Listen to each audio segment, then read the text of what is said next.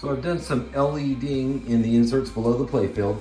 I've mostly focused on the left-hand side here. So let's move up here and you can see those. And I've done these rollovers up here, the ABC. I haven't done these yet. They don't look bad with the incandescents, but it's just gonna be a cooler running operation and longer life. So that's what I'm doing. I'm trying to make it a real reliable machine. I did customize this saucer here, and I added a Yopsicle cool white LED in there.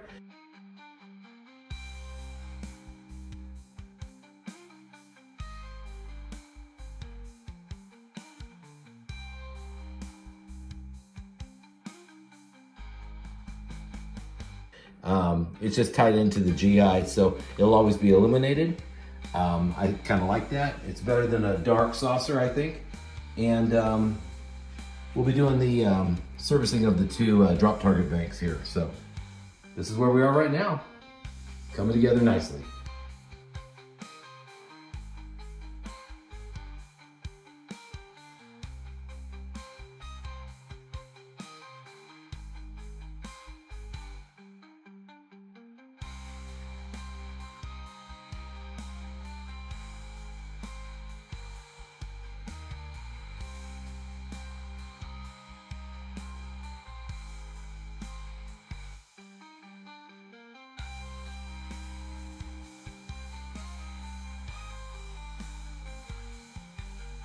So we're under pure black light here in the lab with the Gorgar, showing you the radiant rings from Pinball Live.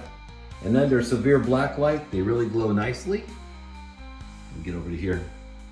This side has rubber rings, but since the light is coming from the right-hand side over there, they don't glow as well. So if you happen to have a lot of black light in your game room, or I don't know if they make black lights for your pinball machine, the radiant rings are pretty cool. Now, once you turn lights on, they kind of look like regular silicone rings, but they are cool under black light.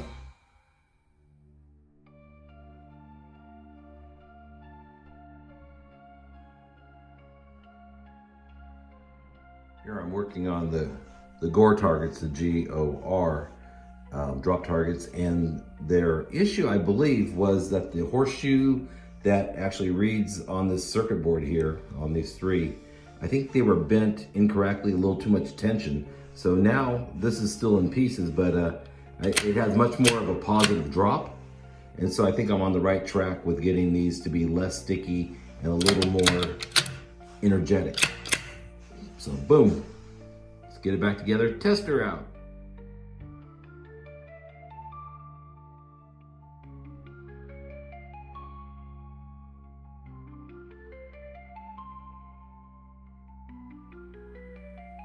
So I was in a rush and I did not want to wait for decals to come in for the drop target. So what I did is I made my own. I found one of these images online and I cleaned it up, popped the colors a little bit. And then what I did is I multiplied it by 6 because there's 2 banks of 3 drop targets. And when I printed it, I printed on this sticker vinyl, and it's adhesive on the back. Problem is it's clear. And so when you peel it off, it's transparent. You peel it off, anything that's in the whites will be transparent. So with a red drop target, his whole background would be red. So what I did was I painted the face of my drop targets just right there where this decal goes. I painted it white, and so when I apply these, it should look correct. And then what I'll do is this, because I have a big sheet of leftover vinyl decal, I'll apply this over the face of this to kind of help protect it. So it'll be a layer of clear, this clear decal, and then it's right on the face of the now white painted top of the drop target. So I don't know, it's crazy. We'll see if it's worth it.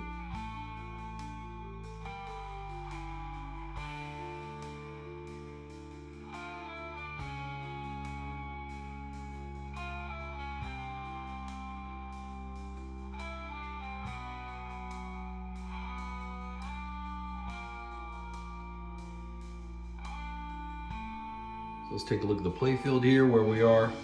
I do have my custom drop targets there.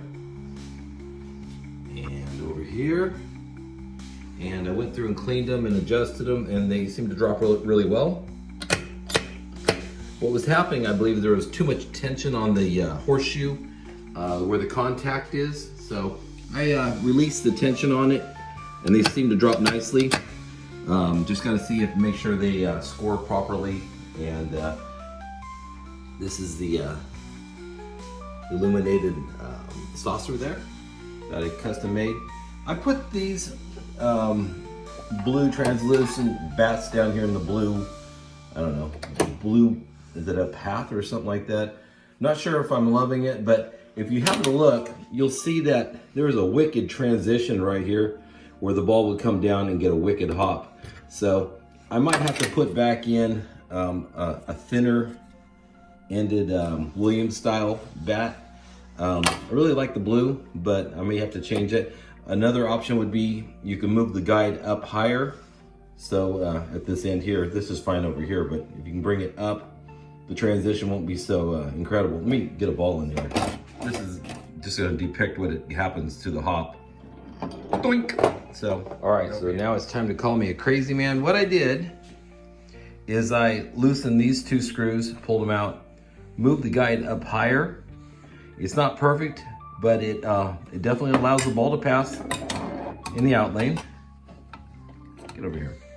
And then it's gonna be a much less hop when it comes over the flipper. So I put skewers in the original holes and I took a little red Sharpie and you won't even notice it at all from a player's position. So that's what we're gonna roll with. New adjusted lane guide, boom. So here we have the left side now adjusted.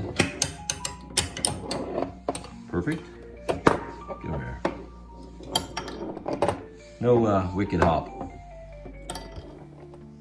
So since I rebuilt the flippers, new plungers, links, what else did I do? Coil sleeves, and also, of course the bats. It seems like I have less power getting it up to the snake pit there. I'm kind of thinking this is the original spring that came out of it, the flipper return spring. I put a different style in there that came with the kit, and I think it might have too much resistance. So you're trying to overcome that return spring. So I'm gonna put this one back in, especially on the right-hand side, because that snake pit shot became very difficult with the replacement spring. Let's try this one out and see how it shoots the pit. I just played a quick test game with the replaced flipper spring. I'm back to the original in here. I pulled this one out. This style seems like it's got too much tension and it reduces the power. So I'm gonna do it to this side and call it golden. Focused in here at the shooter rod. I have a new barrel spring and I lubed up the inside of this with some super lube, this little sleeve in here that this guides through. I put a new spring in and a new clip and a new tip. So plunge away, baby.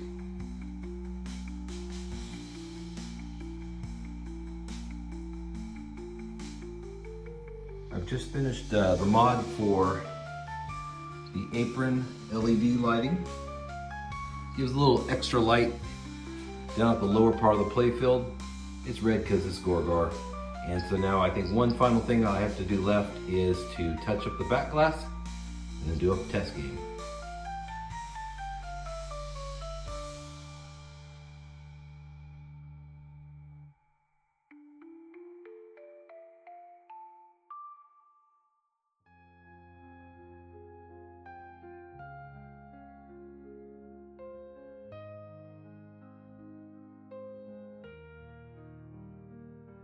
So let's take a look here.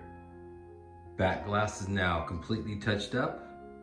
I just used a brush and some acrylic paint and probably about 6 or 7 different colors. I think it looks pretty good. I don't really see any light bleed from the lamps behind, so I think that's what we'll call it quits. So there's one last thing to do with Gorgar before we move it out of the lab, and that's a quick play test game. Here we go. Gorgar 3-ball. Gorgar.